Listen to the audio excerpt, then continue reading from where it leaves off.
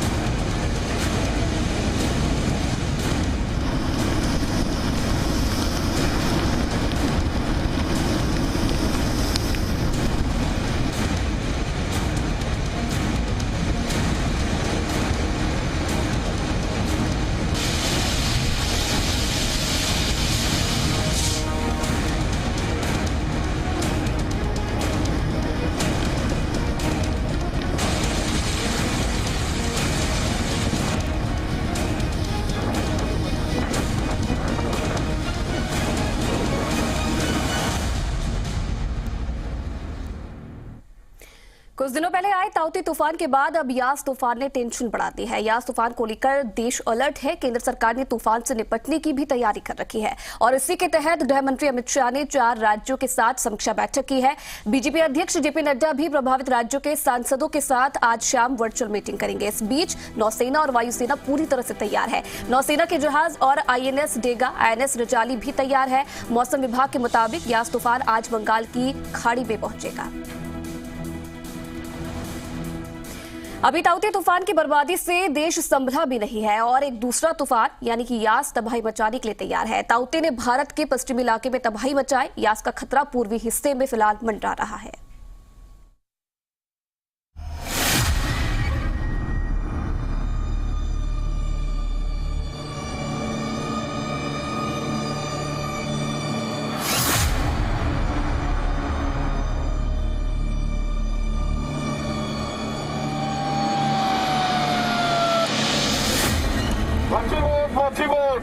Indian coast guard पहुंचे। समुद्र और तूफान आने वाला है। आप लोग अनुरोध, आप लोग हार्बर पर चला जाइए।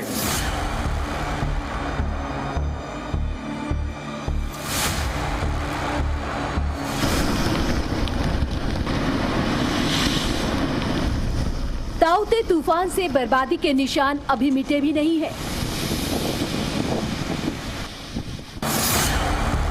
लेकिन अब यास का खतरा मंडराने लगा है। चक्रवाती तूफान यास के 26 मई को ओडिशा और पश्चिम बंगाल के तटों से टकराने की आशंका है। वेरी सीवियर साइक्लोनिक स्टॉर्म होगा।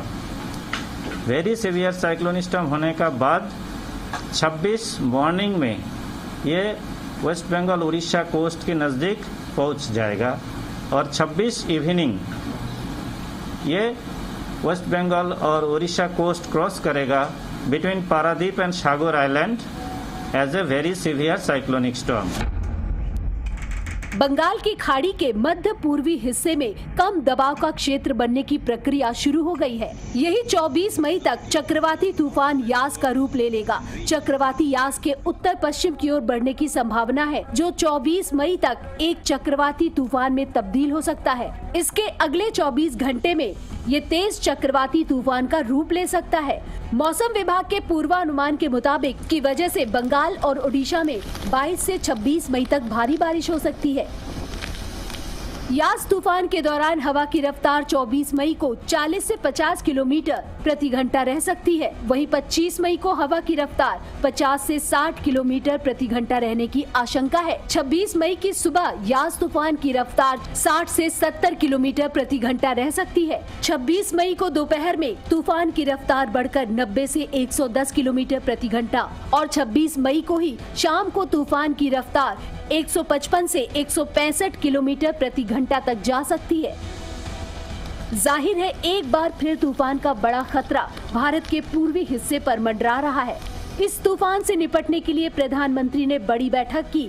इस मीटिंग में प्रधानमंत्री ने राष्ट्रीय आपदा प्रबंधन प्राधिकरण के अधिकारियों के साथ तैयारियों को लेकर चर्चा की। इस बैठक में केंद्रीय मंत्री अमित शाह भी मौजूद थे। प्रधानमंत्री ने अधिकारियों से तटीय गतिविधियों में शामिल लोगों को समय रहते सुरक्षित बाहर निकालने को कहा है। इस बैठक में गृह मंत्री अमित शाह के साथ संबंधित मंत्री भी मौजूद रहे। देखिए, ये जो साइक्लोन है ये IMD के अनुसार वेरी सीवियर साइक्लोनिक स्टॉर्म की कैटेगरी में आता है। वेरी सीवियर साइक्लोनिक स्टॉर्म का मतलब हुआ, विंड स्पीड से आकलन किया जाए तो 120 से लेकर 175 तक, गस्टिंग 185 तक जा सकता है। हम लोगों को याद रखना चाहिए कि जो साइक्लोन ताउते था वो भी एक इनिशियली बहुत अंत तक भी वेरी सीवियर साइक्लोनिक स्टॉर्म की कैटेगरी में ही था। भारतीय नौसेना ने भी यास तूफान से निपटने के लिए कमर कस ली है। पूर्वी तट पर नौसेना ने 4 जहाजों और विमानों को स्टैंड बाय के तौर पर रखा है। इसके अलावा गोताखोरों का दल और मेडिकल टीम को भी तैयार रहने को कहा गया है। विशाखापत्तनम में INS डेगा, चेन्नई में INS रजाली भी किसी भी हालात से निपटने को तैयार है। ताउते तूफान के तुरंत बाद आने जा रहा ये तूफान कितनी तबाही मचाएगा ये तो वक्त ही बताएगा, लेकिन इससे बचाव के लिए तमाम तैयारियां जोरों पर है। ब्यूरो रिपोर्ट, जी मीडिया। पानीपाग विभाग सूचना अनुसार बंगोपसागर। चलिए, यास तूफान से निपटने की क्या तैयारी है, आपको 6 तस्वीरों के माध्यम से दिखाते हैं।